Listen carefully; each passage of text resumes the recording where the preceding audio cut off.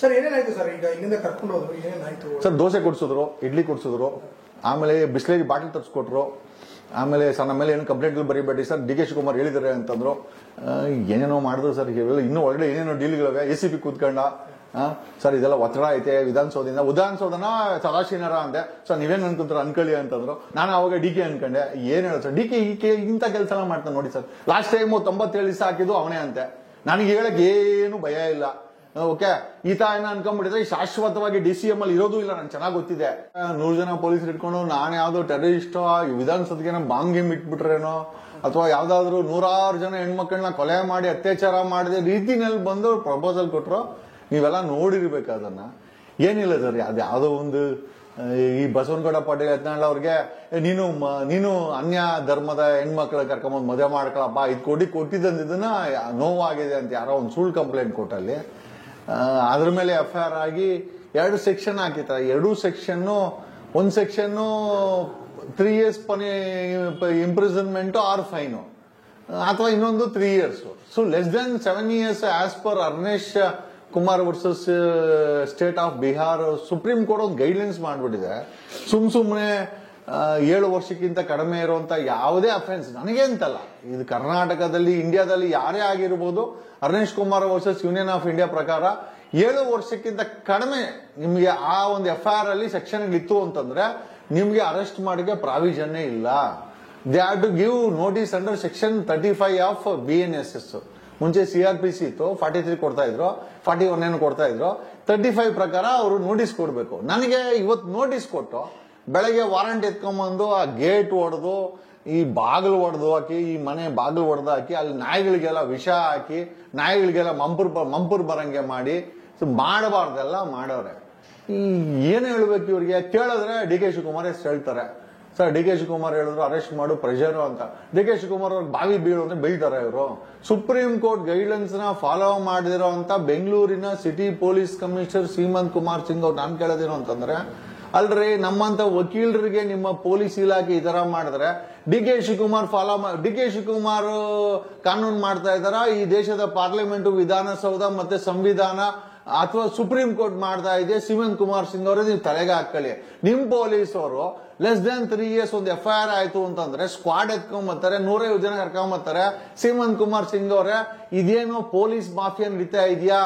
DCP Sajith north East ಏನಪ್ಪ ಮಾಡ್ತಾ ಇದೆಯಾ? ಈ ಮಾಧ್ಯಮದ ಮುಖಾಂತರ ನಿಮ್ಮನ್ನ ಕೇಳ್ತೀನಿ. My only biggest question is being N advocate, ನಮ್ ಜೊತೆನೆ ಈ ರೀತಿ ನೀವು ಪೊಲೀಸ್ ಗಿರಿನ ನೀವು ಅಲ್ರಿ. ಸುಪ್ರೀಂ ಕೋರ್ಟ್ ಗೈಡ್ಲೈನ್ಸ್ ಅನ್ನ ಬೆಂಗಳೂರು ಸಿಟಿ ಪೊಲೀಸರು, DCP ನಾರ್ತ್ ಈಸ್ಟ್ ಕೆಳಗಡೆ ಅಡ್ಮಿನಿಸ್ಟ್ರೇಟ್ ಆಗುವಂತ ಕೊಡಗೇರಿ ಪೊಲೀಸರು ಫಾಲೋ ಮಾಡಲ್ಲ ಅಂತಂದ್ರೆ ಕಂಟೆಂಪ್ಟ್ ಹಾಕ್ಲಾ ನಿಮ್ ಮೇಲೆ?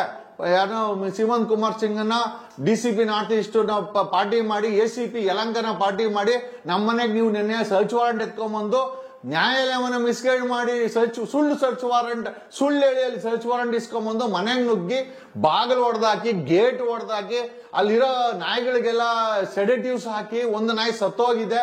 ಅಲ್ಲ, ನೀವು ಏನ್ ಅನ್ಕೊಂಡ್ಬಿಟ್ಟಿದ್ದೀರಾ? ನಾವೇನಾದ್ರೂ ಗುಲಾಮರ ಅಥವಾ ಈ ದೇಶದ ನಾಗರಿಕರ? ನಮ್ಗಳ ಜೊತೆ ನೀವು ಈ ತರ ಮಾಡಿದ್ರೆ ಸುಪ್ರೀಂ ಕೋರ್ಟ್ ಗೈಡ್ಲೈನ್ಸ್ ಫಾಲೋ ಮಾಡಲ್ಲ ಅಂತಂದ್ರೆ ನೀವು ಸುಪ್ರೀಂ ಕೋರ್ಟ್ಗಿನ್ನ ದೊಡ್ಡವರ ಬೆಂಗಳೂರು ಪೊಲೀಸರು, ಕೊಡಗೇರಿ ಪೊಲೀಸರು? ನಿಮ್ಮ ಇನ್ಸ್ಪೆಕ್ಟರ್ ಹೇಳ್ತಾನೆ, ACP ಹೇಳ್ತಾರೆ, DK ಶಿವಕುಮಾರ್ ಹೇಳೋರೆ ನಿಮ್ಮನ್ನ ಕರ್ಕೊಂಡ್ಲೇ ಬರ್ಬೇಕು, ನಮ್ಮ ಮೇಲೆ ಒತ್ತಡ ಇದೆ ಅಂತ. DK ಶಿವಕುಮಾರ್ಗೂ ಈ ಹೋಮ್ ಮಿನಿಸ್ಟ್ರಿಗೆ ಈ ಡಿಪಾರ್ಟ್ಮೆಂಟ್ಗೂ ಏನ್ ಸಂಬಂಧ? ರಾಜ್ಯದ ಡೆಪ್ಯೂಟಿ CM ಆಗ್ಬಿಟ್ರೆ ಹಂಗಾರೆ ಏನ್ ಬೇಕಾದ್ರೆ ಕ್ರಮ ಮಾಡ್ಬೋದಾ? ಏನ್ ಬೇರೆ ಓರಲ್ಲ ಬರ್ಸ್ಕೊಂಬನ್ನಿ, ಕರ್ಕೊಂಡೋಗ್ಬೇಕಾನೆ. ಹೌದು, Arnesh Kumar versus Union of India ವಿರುದ್ಧವಾಗಿ DK ಶಿವಕುಮಾರ್ ಸುಪ್ರೀಂ ಕೋರ್ಟ್ಗಿನ್ನ ದೊಡ್ಡವರಂತ ಬರ್ಸ್ಕೊಂಬಂದು ಈ ಕೆಲಸ ಮಾಡ್ಬೋದಲ್ಲ ನೀವು? ನಮ್ ಜೊತೆನೆ ಈ ತರ ಮಾಡಿದ್ರೆ ಯಾರ್ಯಾರನ್ನ ತಗೊಂಡು ಜೈಲ್ಗೆ ಹಾಕ್ತೀರಾ? ಆಯ್ತು, ನೀವು ಮಾಡೋದು ಕರೆಕ್ಟ್ ಆಗಿದ್ದಿದ್ರೆ ನಿನ್ನೆ ನ್ಯಾಯಾಲಯ ಯಾಕೆ ಅದೇ ಆರ್ಗ್ಯುಮೆಂಟ್ ನ ಅಡ್ಮಿಷನ್ ಮಾಡ್ಕಂತು? ನಮ್ ಜೊತೆನೆ ಈ ತರ ಮಾಡಿದ್ರೆ ರಾಜ್ಯದಲ್ಲಿ ಯಾರ್ಯಾರಿಗೋಗಿ ಹಿಂಸೆ ಕೊಡ್ತೀರಾ? ಯಾರ್ಯಾರ ಮನೆ ಬಾಗಿಲು ತಡ್ತೀರಾ? ನಾನು 10 ವರ್ಷದಿಂದ ಕೇಳ್ತಾ ಇದ್ದೀನಿ ನನ್ಗೆ ಸೆಕ್ಯೂರಿಟಿ ಕೊಡಿ ಅಂತ.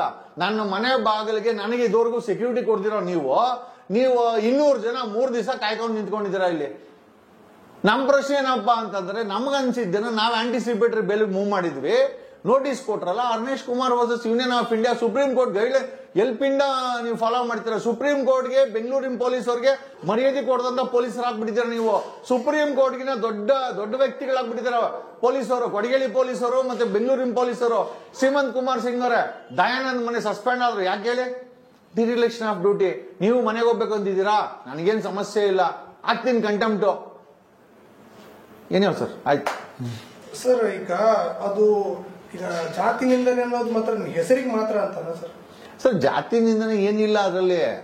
ಯಾರೋ ಒಬ್ಬ ದಲಿತ ಸಂಘರ್ಷ ಸಮಿತಿ ಯಾರೋ ಒಬ್ರು ಕಂಪ್ಲೇಂಟ್ ಕೊಟ್ಟಿರೋದು. ನೋಡಿ ಸರ್, ನಮ್ಮ 12ನೇ ಶತಮಾನದಲ್ಲಿ ಬಸವಣ್ಣ ಹೇಳೋದು, ನೋಡಪ್ಪ ನೀನ್ ನಮ್ಮವ ಅಂದಂಗೆ ಜಾತಿ ಧರ್ಮನ ಬಿಟ್ಟು ಈಗ ಅಯ್ಯಪ್ಪ ಹೇಳ್ದ 5 ಲಕ್ಷ ಕೊಡ್ತೀವಿ ಅಂತ. ನಾನು ಹೇಳ್ದೆ, ಯಾರೋ ಒಂದಿಬ್ರು ಧರ್ಮದವ್ರು ಮಾಡ್ಕೊಳ್ಳಯ್ಯ, ನೀನ್ ಹೇಳಿದ್ರೆ ನೀನ್ ಬೇರೆಯವ್ರಿಗೆ ಹೇಳ್ತೀಯಲ್ಲ, ಅದೇ ಧರ್ಮದವ್ರು ನೀನು ಮಾಡ್ಕ ಅಂತ ಹೇಳಿ ನಾನು ಹೇಳ್ಬಿಟ್ರೆ ಸರ್, ನಾವು ನಿಂದನೆ ಎಲ್ಲಿ ಮಾಡಿದ್ವಿ ಅಲ್ಲಿ? ನಾವು ಬಸವಣ್ಣನ ತತ್ವ ಸಿದ್ಧಾಂತದಲ್ಲಿ ಬಸವಣ್ಣರು ಹೇಳಿರೋದೇನೋ, ಇವ್ರು ಏನೋ ಯತ್ನಾಳ್ ಲಿಂಗಾಯತ ಇರ್ಬೇಕು. ಲಿಂಗಾಯತ ಅಂತಂದ್ರೆ ಯಾವುದೇ ಜಾತಿ ಧರ್ಮವನ್ನ ಇಲ್ಲಂತದ್ದು ಲಿಂಗಾಯತ ಅಂತ ನನಗೆ ಅನ್ಸಿದ ಪ್ರಕಾರ. ಓಕೆ, ಬಸವಣ್ಣ ಹೇಳಿರೋದೇನು ಅಂದ್ರೆ, ನೀವು ಯಾವ ಜಾತಿ ಧರ್ಮ ಅಲ್ಲ, ನೀವೆಲ್ಲ ಒಂದೇ ಅಂತ ಹೇಳಿದನ್ನ ನಾನು ಹೇಳ್ತಾ ಇದ್ದೀನಿ. ಸೊ ನಾನು ಆ ಒಂದು ಸಿದ್ಧಾಂತ ಇಟ್ಕೊಂಡು ಮೋಸ್ಟ್ಲಿ ಯತ್ನಾಳ್ ಮೆದ್ದಲ್ಲಿ ಬಸವಣ್ಣ ತತ್ವ ಸಿದ್ಧಾಂತ ಇರ್ಬೋದು ಅಂತ ಹೇಳಿ ನೀನು ಮಾಡ್ಕೊಳ್ಳಯ್ಯ ಅಂತಂದೆ. ಸರ್, ಇದು ಯಾವ ಅಪರಾಧ? ನೀನ್ ಯಾರಿಗೆ ಹೇಳ್ದೋ ಅವ್ರ ಮನೆ ನಿಮ್ಮ ಮನೆಗೆ ಸೊಸೆ ತಗೊಂಬಳಯ್ಯ.